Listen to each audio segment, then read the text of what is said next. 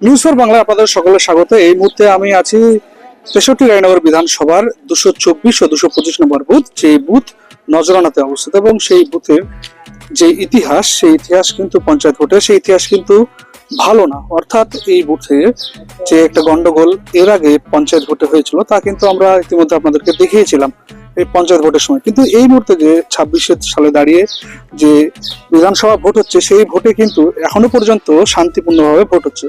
ঘড়ির কাঁটা ইতিমধ্যে দুটো অতিক্রম করেছে, আর এখনো পর্যন্ত 60% অর্থাৎ 60% কিন্তু ভোট ইতিমধ্যে পড়ে গেছে, যেটা আমরা ইতিমধ্যে জানতে পেরেছি।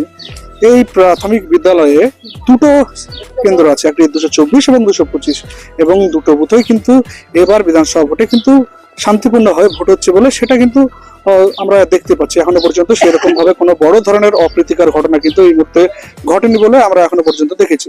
লাইনে দাঁড়িয়ে আছে, তাদের সঙ্গে একটু কথা বলার চেষ্টা করব। দেখি, ভোট দিতে এসছেন তো? হ্যাঁ, তো কেমন হচ্ছে ভোট আপনার এলাকায়? ভালো হচ্ছে। ভালো হচ্ছে? হ্যাঁ। গন্ডগোল গন্ডগোল নাই, কোনো সমস্যা? না কেউ কোনো হুমকি ধমকি কিছু না, কিছু নেই। কিছু দিচ্ছেন? ভোট ভোট ভালো হচ্ছে তাহলে? হ্যাঁ, ভালো।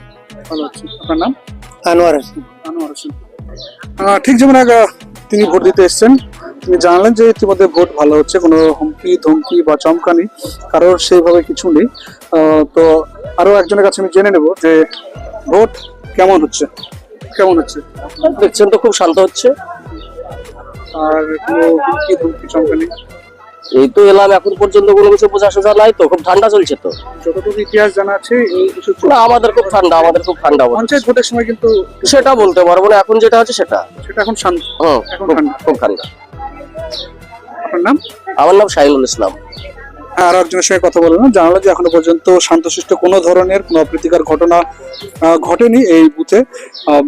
২২৪ এবং ২২৫ এখনো পর্যন্ত ৬৩ রায়নগর বিধানসভায় কিন্তু সমস্ত বুথেই কিন্তু ভোট গ্রহণ কিন্তু শান্তিপূর্ণভাবে হচ্ছে। সেই ছবি আপনারা দেখছিলেন নিউজ ফর বাংলা পর্দায়। রায়নগর থেকে খালিদ মুস্তফা, নিউজ ফর বাংলা।